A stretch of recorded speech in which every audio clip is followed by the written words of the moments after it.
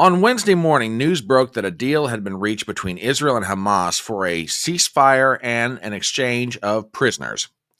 Shortly after that, word began to leak out that both sides were getting ready to back out of the deal. Well, now it can be safely reported that the deal has now been signed. Israel and Hamas have agreed to a ceasefire and an exchange of prisoners.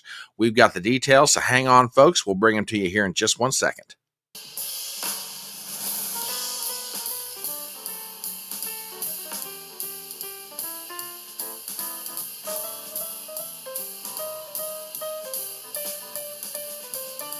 My name is Brian Trippett. I am your front porch conservative. Step on up to my electronic front porch and let's talk.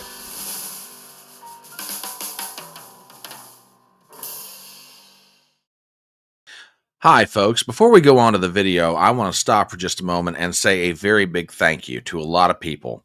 Just recently, my YouTube channel has gone over 1,000 subscribers, and as a content creator, while some people might view this as a very small milestone, I do not. This is one of the biggest goals I've been chasing for quite a while. So to every subscriber of the channel, thank you very much. It is greatly appreciated and is not lost on me your willingness to follow this channel and my work. If you're not a subscriber to my channel, please go ahead and do so. And while you're at it, go ahead and hit the thumbs up, leave a comment in chat, leave a comment on the video, and also share the link around to your friends. I would really appreciate it as a small but growing content creator. And with that, on to the video. Late on Thursday, January 16th, 2025, word broke out that after some disputes and some backpedaling, a deal had now finally been signed between the nation of Israel and Hamas, the leadership of the Palestinians, to end, or at least offer a ceasefire to the current conflict that goes on and the beginning of a hostage exchange deal. And with that, let's take a look at what's going on and look at the broader implications. We go to the pages of the timesofisrael.com. Headline: Israel and Hamas sign hostage ceasefire deal in Doha after mediators iron out the final kinks. Article by Jacob Magid. We have the following. Dateline Doha. Israel and Hamas negotiating teams have signed a hostage release and ceasefire deal in Doha, an Arab official said of one of the mediating countries confirmed to the Times of Israel. The deal was announced Wednesday, but the negotiating teams continued meeting afterward in order to finalize implementation details, the official says. A particular point of dispute was over the identities of the Palestinian security prisoners slated for release, with Prime Minister Benjamin Netanyahu's office issuing a statement accusing Hamas of reneging on its commitments. The issue was ultimately resolved by the mediators, allowing the Israeli and Hamas teams to move forward with signing the agreement. While Israel's decision-making Security Cabinet and full cabinet had been originally slated to vote on the deal on Thursday, Netanyahu insisted on waiting until the agreement was signed before holding a vote. The Security Cabinet has now been rescheduled for Friday. A subsequent vote before the full cabinet is also required, but an Israeli official tells the Times of Israel that it will only take place on Saturday, in what it will likely delay the start of the deal until Monday instead of the originally planned Sunday. After the full cabinet vote, a list of Palestinian security prisoners to be freed will be published, and opponents will have 48 hours to petition against the releases to the Supreme Court. The Israel official did not provide an explanation for why the full cabinet could not take place on Friday as well. However, Channel 12 explained that it was decided by the Prime Minister's office that if the original timetable were to be maintained and a vote to be taken tomorrow, this means opponents of the prisoner releases would have almost no time to lodge appeals because of Shabbat, or the Sabbath. The court is not expected to intervene in these releases. Channel 12 says judicial sources have made it clear that the formal 48-hour period for petitions can be shortened, as happened ahead of the November 2023 truce, and that the intended Sunday start of the deal need not be affected, but that the Prime Minister's office was not persuaded. The deal is currently scheduled to take effect on Sunday at 12:15 p.m., with the first 3 hostages to be released soon after. If the Prime Minister's office sticks to its reported new delayed timetable, the deal would take effect and the first hostage releases would commence on Monday, the day the U.S. President-elect Donald Trump is inaugurated. While right-wing ministers Bezalel Smotrich and Itamar Ben-Gvir are expected to vote against the deal, it is still expected to have enough support to pass both Security Cabinet and full Cabinet votes. Netanyahu is still trying to convince Smotrich to back the deal, and his Likud party issued a statement Thursday claiming the U.S. had given Israel guarantees that it allowed it to resume fighting after the first stage, as Smotrich has demanded, in what would be an apparent violation of the deal's terms. All right, let's talk about this.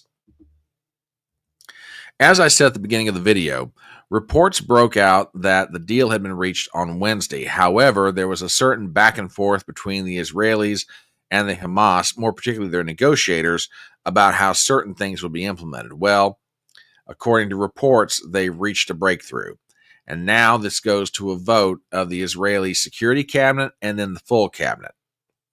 Some have speculated, particularly the gentleman from the Duran, Alexander Macoris and Alex Cristofaro, that perhaps the delay was trying to make sure that Netanyahu would not lose his government, because if either one of these men walked out, it could cause a collapse of the coalition government that Netanyahu is holding together by just a thread, which is not necessarily unusual for Israeli politics. But the deal has been reached. So what do the details of this deal look like? Well, I take you to the pages of the Associated Press to give you an idea of what this will look like. And with that, we have the following. Phase 1 of the deal, which would consist of the first 42 days, Hamas would release 33 hostages, including female civilians and soldiers, children and civilians over 50.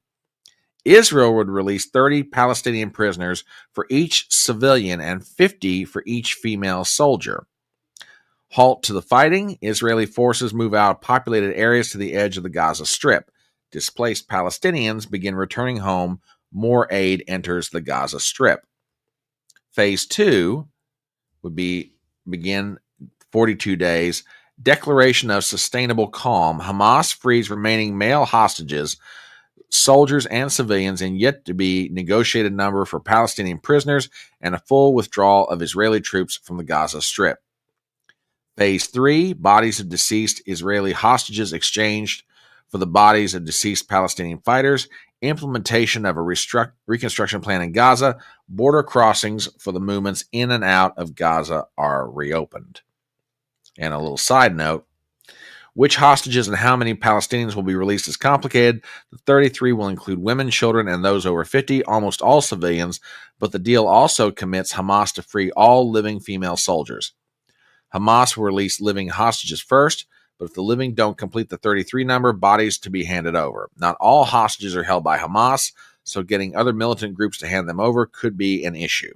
In exchange, Israel will free 30 Palestinian women, children, or elderly for each living civilian hostage freed.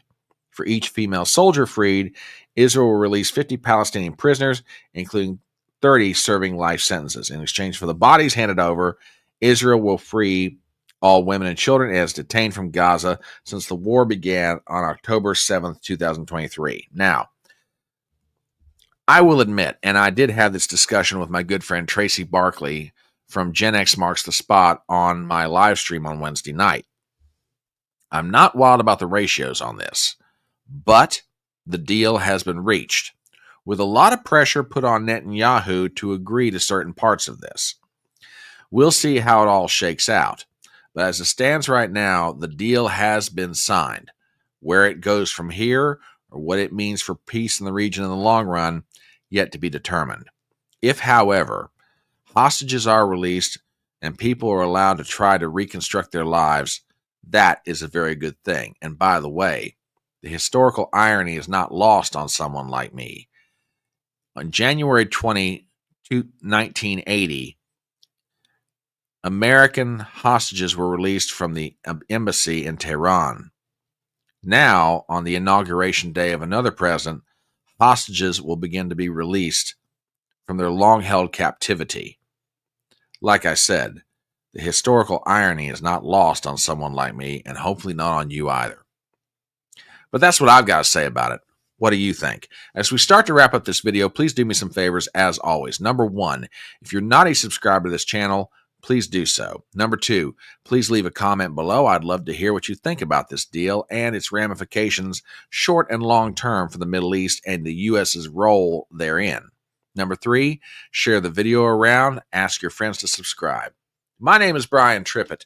I am the Front Porch Conservative, and I'll see you next time.